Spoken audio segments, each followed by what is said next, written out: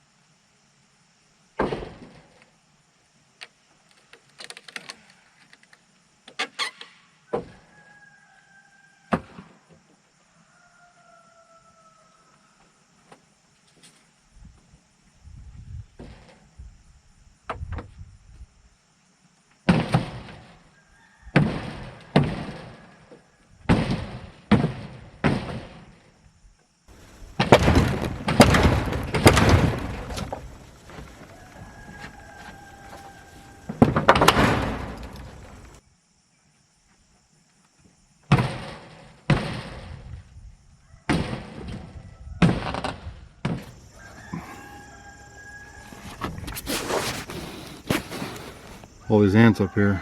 It's like carpenter ants. Just eating away at this wood. Alright, well, let's keep on going.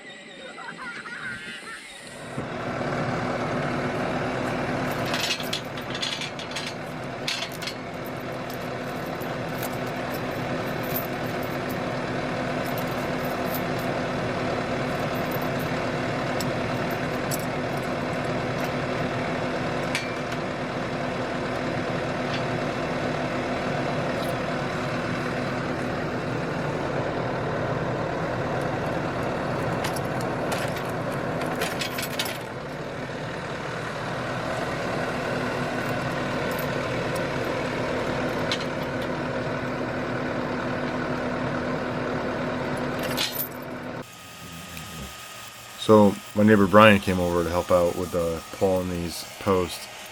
He brought his tractor and it made quick work.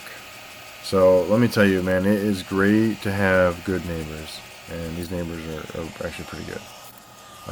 So definitely network, you know. If it's something you don't have, ask. Maybe somebody else does. My neighbor has a big tractor. He came over, gave us a hand, and it was great.